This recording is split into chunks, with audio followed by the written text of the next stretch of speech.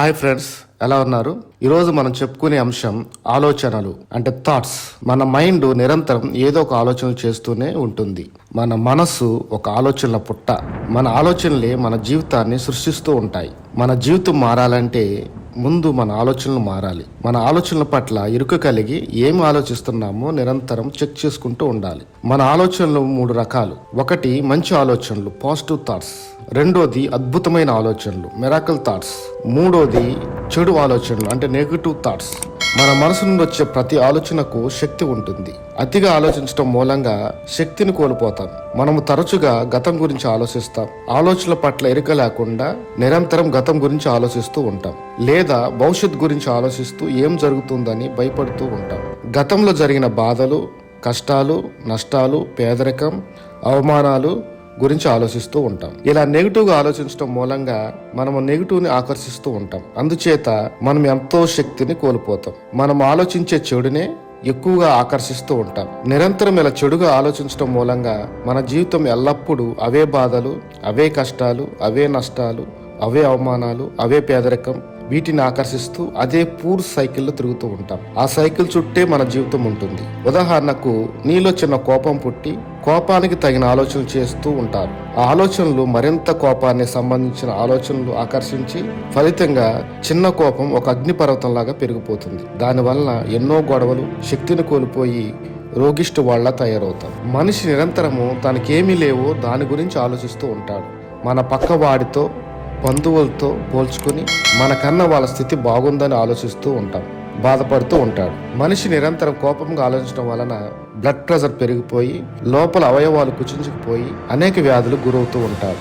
నిరంతరం డబ్బు లేదని, బంధువుల దగ్గర, మన ఇంటి పక్కవాడి దగ్గర డబ్బు బాగా ఉందని అసూయతో ఆలోచించడం మూలంగా షుగర్ వ్యాధులు, రకరకాల వ్యాధులు వస్తుంటాయి. గతం గతః, ఇప్పుడు అవన్నీ వదిలేయండి. ఈ రోజు నుండి కొత్తగా ఆలోచించండి.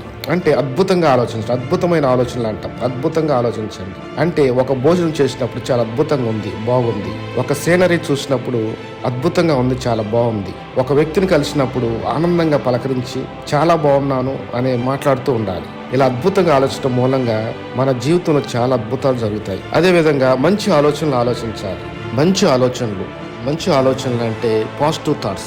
నేను చాలా బాగున్నాను, నేను చాలా ఆరోగ్యంగా ఉన్నాను, నా కుటుంబం చాలా బాగుంది, మాకు సరిపడా డబ్బు ఎల్లప్పుడూ మా దగ్గర ఉంటుంది, నేను అన్ని రకాలుగా జీవితాన్ని ఆనందంగా గడుపుతున్నాను అని చెప్పేటువంటి ఆలోచనలు పాజిటివ్ థాట్స్. మిమ్ములను బలవంతులుగా చేసే ఆలోచనలను స్వీకరించండి.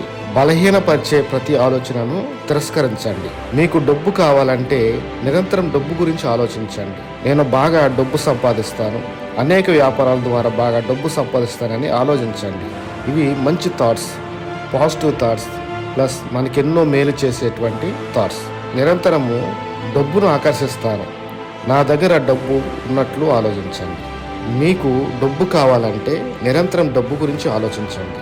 నా దగ్గర చాలా డబ్బు ఉంది, నేను చాలా సంపాదిస్తాను, నా వ్యాపారాలన్నీ చాలా అద్భుతంగా సాగుతున్నాయి, నా వ్యాపారాల దగ్గర అనేక లాభాలు వస్తున్నాయి, నేను నిరంతరము డబ్బును ఆకర్షిస్తాను, నా అవసరాలకు, నా కుటుంబ అవసరాలకు కావాల్సిన డబ్బు ఎప్పుడు నాకు సమకూరుస్తుంది.